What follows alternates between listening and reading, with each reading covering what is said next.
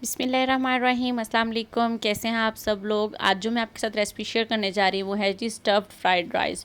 बहुत ही आसान तरीके से बनाने जा रही हूँ मैं। तो आप वीडियो को लाइक कर दीजिएगा और चैनल को अगर सब्सक्राइब नहीं किया है तो प्लीज़ मेरे चैनल को सब्सक्राइब करें ताकि आपको मेरी हर आने वाली रेसिपी आसानी से मिल सके। तो चलिए बनाना शुरू करते हैं। यहाँ पर मैंने ले लिया सबसे पहले एक बाउल। इसके अंदर मैं शामिल करूँगी जी 3 अदद अंडे। ये देखिए जी 3 अंडे मैंने इसके अंदर डाल दिया। मैं इसके अंदर शामिल कर रही हूँ जी हॉट सॉस। 2 चम्मच हॉट सॉस मैंने शामिल की है।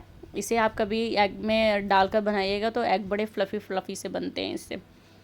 यहाँ अब मैं शामिल कर रही हूँ जी सोया सॉस। 2 छोटे चम्मच मैंने सोया सॉस के शामिल किए हैं। बस यही 2 इंग्रेडिएंट्स इसके अंदर हम शामिल करेंगे और इनको अच्छी तरह से हम यहाँ पर फेंट लेंगे। सबसे पहले हम ये वाला काम करके रख लेंगे। तो चलिए आइए अब सेकंड स्टेप की तरफ चलते हैं। यहाँ पर मैंने ले लिया है जी अब एक पैन। उसमें अब शामिल करेंगे 3 टेबल स्पून ऑयल शामिल कर रही हूँ। अब इसमें मेरे पास फ्रोज़न वेजिटेबल हैं। आपके पास जो भी वेजिटेबल पड़ी हो आप उसके अंदर इस शामिल कर लीजिएगा।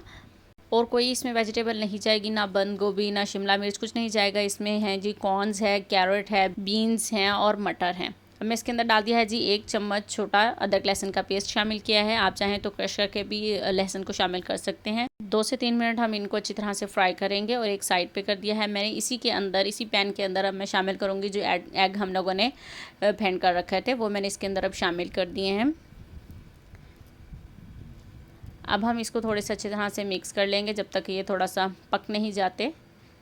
इनको इस तरह से करते रहेंगे और आहिस्ता आहिस्ता फिर आप ये देखें जब इस पॉइंट पर आ जाएंगे तो हम इसके अंदर जो है वो वेजिटेबल्स को मिक्स करना शुरू कर देंगे। ये देखें बहुत ही आसान तरीके से बन रहेंगे और आगे इंग्रेडिएंट्स आप देखते जाइएगा कि बहुत ही कम इंग्रेडिएंट्स के साथ हम इसको तैयार करने वाले हैं।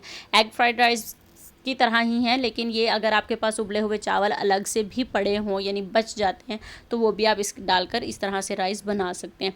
अब मैंने इसके अंदर बॉयल किया हुआ शर्ट किया हुआ चिकन डाल दिया है। अगर ये आपके पास हो तो डाल दीजिएगा, टोटली ऑप्शनल है। ये मेरे पास पड़ा हुआ था इसलिए मैंने डाल दिया है। अब मैं इसके अंदर डाल रही हूँ जी सोया सॉस। 2 बड़े चम्मच मैंने शामिल किए हैं।